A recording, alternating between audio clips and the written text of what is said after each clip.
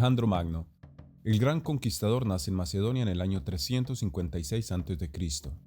Después de haber conquistado casi 4 millones de kilómetros cuadrados, muere en Babilonia de incontrolables fiebres a la corta edad de 32 años.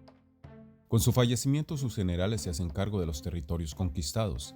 De entre ellos, Ptolomeo se ocupa del Gran Egipto, en la ciudad de Alejandría, fundada por Alejandro de Macedonia, iniciando así la dinastía ptolomeica, que duraría desde el año 305 al 30 a.C., con la última de su estirpe, Cleopatra VII.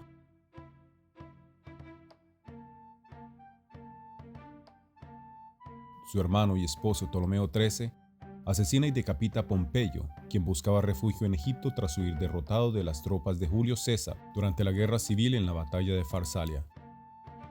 No fue del agrado de Julio César recibir la cabeza de Pompeyo como regalo, al considerar impertinente la intervención del reino egipcio en los asuntos de Roma. Cleopatra VII vio su oportunidad para salvar Egipto de una posible invasión romana, y en lugar de ver su reino conquistado por el imperio, decidió ella conquistar el imperio, comenzando por su emperador. Buscó la manera de encontrarse con Julio César en secreto para conseguir su apoyo en contra de la incompetencia de su hermano, con quien se encontraba en guerra por el control total del reino. Ella le envía al emperador una alfombra de regalo con uno de sus sirvientes. Julio César, al desenrollarla, se encontró con la bellísima reina que se escondía adentro. Unieron fuerzas y la audaz reina consolida la seguridad de su país, confirmando su alianza al mismo tiempo que se unían como pareja con la llegada de su primer hijo, Cesarión, Ptolomeo XVI.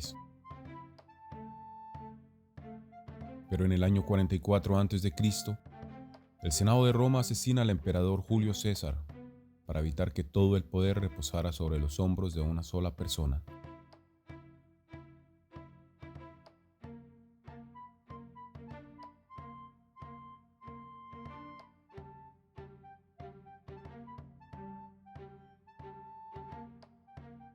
Octavio Augusto sería el sucesor tal como César lo había dejado claro en su testamento.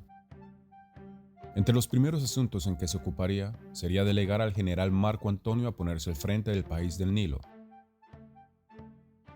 Pero al Marco Antonio ceder política y sentimentalmente ante los encantos de Cleopatra, Augusto envía tropas para acabar con la pareja que ya tenía 3 hijos. Cleopatra, durante un generoso banquete en honor a su nuevo aliado Marco Antonio, procedió a disolver uno de sus aretes de perlas en un vaso lleno de vino y vinagre.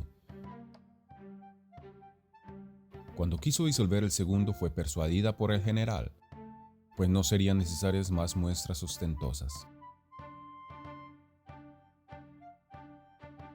Cleopatra y Marco Antonio lucharon con la unión de sus fuerzas contra la superioridad romana, pero en la batalla de Actium enfrentaban su inminente derrota.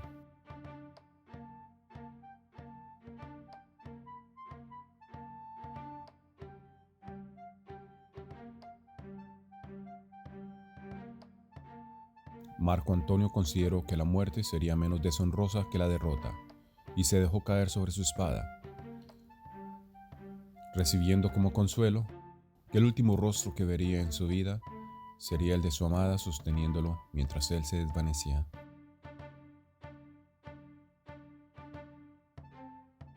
Ella tenía claro el cruel destino que le esperaba con la aproximación de Roma. Quiso prometer al imperio que las vidas de sus 4 hijos fueran respetadas.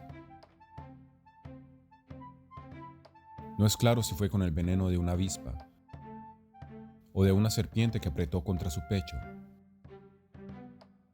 pero es así como evitó ser un trofeo de exhibición. Y Roma no respetó la vida de sus hijos, posibles futuros emperadores.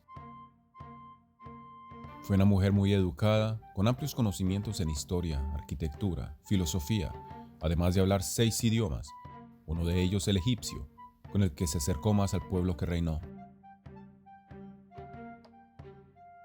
Jean-Baptiste Regnault hace una clara referencia a su contemporáneo Jacques-Louis David y su polémica obra dedicada a uno de los líderes de la Revolución Francesa, Marat. La historia no pasaría desapercibida por Artemisia Gentileschi y sus 3 representaciones de la reina.